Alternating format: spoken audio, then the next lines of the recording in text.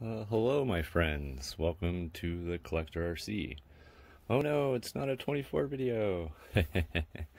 Well, it's not. Don't worry, the next video probably will be. So we obviously have a lot of stuff going on with the Axle SEX 1/24 scale vehicles.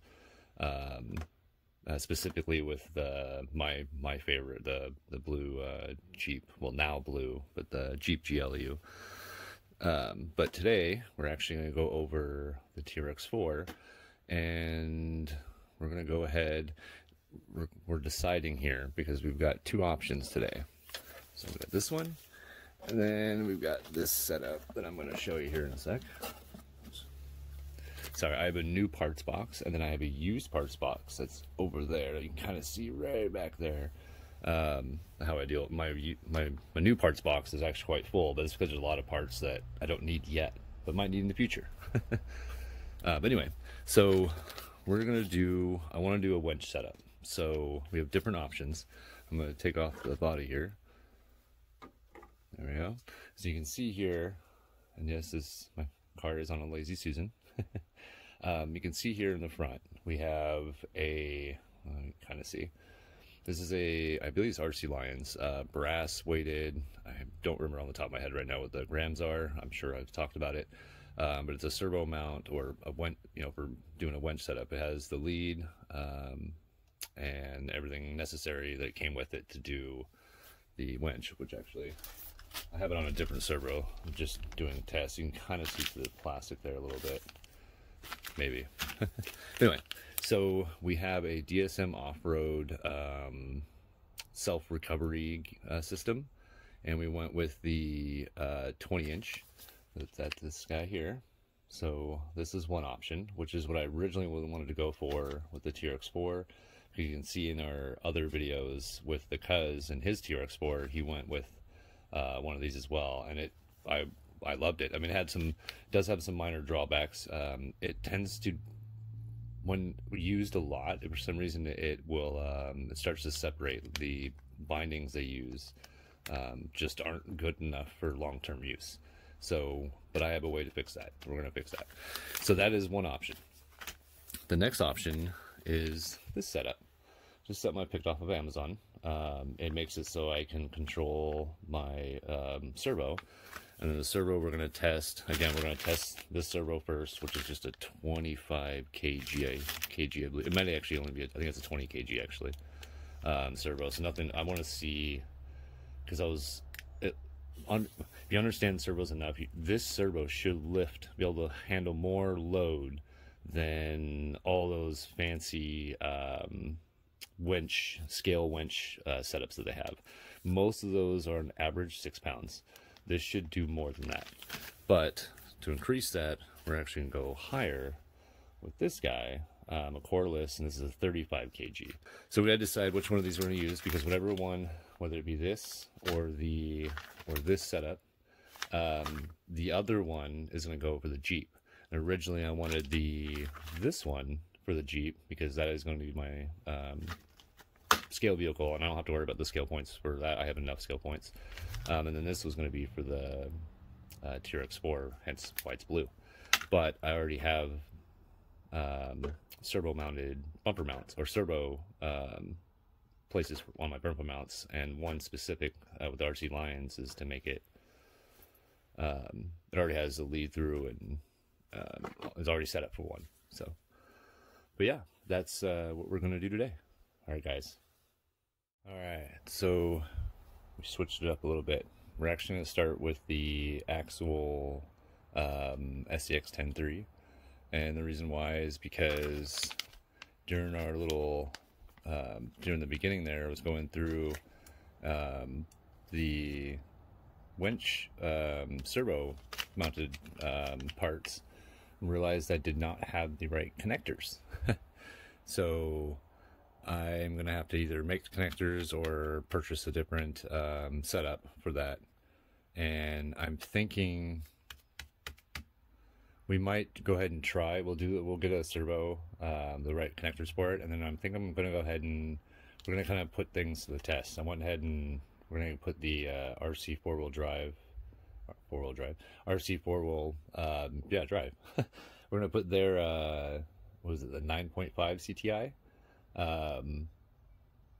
winch to the test compared to a servo winch setup, and then obviously this we can't really compare to this. This is an assist, so it's a little bit different, but we're going to anyway. So we're gonna go ahead and set this guy up in here for now, because whoops, sorry about that. Unfortunately, the servo mounts that I have available, I didn't purchase it for this specifically, but the ones I do have that I could use don't go into the 10.3 setup. So if you can look, I don't know if you can see right there. We'll actually zoom in a little bit for you. Right here. So you can see it tilts up. So you have to have a specific, you have to have the 10.3 model, which unfortunately is different than the 10.2. So zoom back out there. So yeah, so we'll go ahead and I think first we'll open it. Get it out of the way.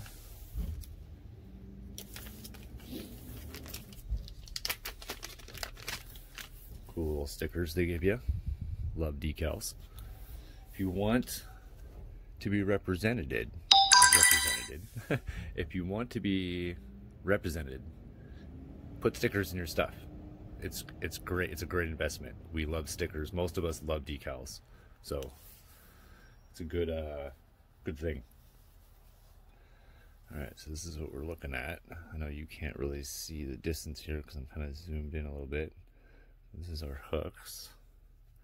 It's really lightweight, which is nice. Has a good, I guess you can't see that, has a good stretch. So I guess the goal here is going to be, we need to find a spot in the back, and so we can keep it lined in the front. Okay, so we went ahead and attached a little, let's see that here, yep, right here, we hooked up a little eye hook there. Pull this off so you can see it. You can see it right here. In the back end, we just put in the bumper mount. It's plastic, so it's okay. It is secured in there. Now, I know some of you, and I'll give credit to the cuz he brought this up. Some of you are probably thinking, why on earth are you not using an integrated recovery system?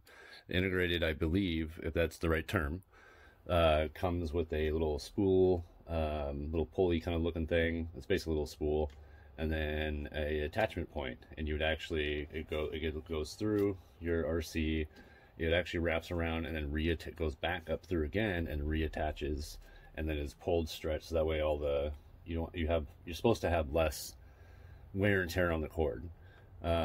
This one is actually more toe style. It's only because of being 20 inches. I'm just showing you that you can absolutely do the same system. You just won't have the pulley and the attach point, but you can do the same system by running this through the same way and finding a good attachment. Now this will pull, so the idea for me here is that I didn't want to put a lot of pressure on, we can actually see it, but I didn't want to put a lot of pressure on this here because this is the part that will come here. Let's do this. There. I didn't want to do a lot on, there we go, on put a lot of pressure on this area here, because this is the spot that will come undone and then, whip you and maybe be dangerous, and if you're not paying attention. You really shouldn't. So I will do some with that. So I'm going to go ahead and pull it out, and I'm going to attach it, sorry about that. I'm going to go ahead and attach it the other way, which is using, it goes on, the holding point would be on top of the body. So we'll do that right now. It's pretty simple. So I do have, you can see kind of right here a little bit, you see this little mark. There's actually in one of these eye hooks into the aluminum alloy bumper through the bottom here is a guide. And so, but what I did is I kind of opened it a little bit. That way I can slide this out anytime I want and detach it. Let's do that real quick. So a couple of things too is that when you do something like this, you got to go through and you got to find the least resisted course you can. You don't want it anywhere near your drive shafts. You don't want it to get bound up in your links, and you don't want it to be at a point where as you're crawling or driving it could touch the ground or be a rubbing point, because that will weaken it very quickly and it will snap on you randomly when you're trying to use it. So there's little things you could do if you don't have the access to better parts. But if you have straws at home, you could actually use a straw as a guide and maybe attach a straw somewhere, kind of glue it somewhere. It doesn't even have to be permanent, but just as your guide to allow it to bend over, let me do it on the screen, and get through things. So that's just a little helpful tip with this. Let's go ahead and pull this sucker through. All right, so you can see, yeah, it's not the longest thing in the world. So I'm gonna grab the body real quick. Okay, so I had to make a couple adjustments real quick, just to make sure. I had to move my ladder a little bit because it's kind of putting some pressure on it. It is sticking up in the back a little bit. You can see here, which I actually kind of like. Before I kind of wanted it down, but at the same time, at least now you can actually read the from the back, the front, same thing. You can actually read from the front. So what it is, I made a little fake, kind of little. Let's see if we can. Let's adjust this camera for you here. So you can kind of see right there where it's actually just tape. So it's just a fake looking kind of guide. And the reason why is because I didn't want to ruin my antenna, and this should keep it from hitting it. So this is I guess you could say, let's zoom back out and then fix this camera again. Okay. So you could technically say this would be the correct way to do this particular setup because it's not the integrated, and this is the idea for it. It is a really cool system. There's a lot of good positive feedback from most people that have used it. And it looks like, and through the testing and stuff that we've done, that you've seen, if you've watched the previous with the Cuz's TRX4 and his integrated version, it pulled them up a tree. So I mean, they're pretty cool. They're pretty reliable. They do wear and tear, so you would, if you want to continue to keep using them, they will eventually go out. Especially going through the seasons and stuff. If they get really wet, really, the sun hits them too much, that kind of stuff. So, but they're not expensive at all. They're pretty cheap, at least for US. I think they're like $12 for at least the 20-inch, and for US. But stay tuned if you're following us, if you follow all our videos. But if you're into the SCX24s, that will be the next video. We got a bunch more new stuff, so we're gonna go ahead and keep adding on to that thing. And pretty soon that thing's just gonna be all metal, all trilled out. All right, guys, thanks for watching, and if you want to keep following what we're doing, hit that subscribe button. Should be maybe over here. I might be able to get that in there. If not, sorry. And then if you like what you're seeing, hit that like button. And we love suggested ideas and assistance. You guys, a few of you helped us out with letting us know about the volume issue with the other new camera. So we're going to fix that. We appreciate it. We like that kind of criticism. So we'll take all criticism. We don't care. All right, guys. You have a good one.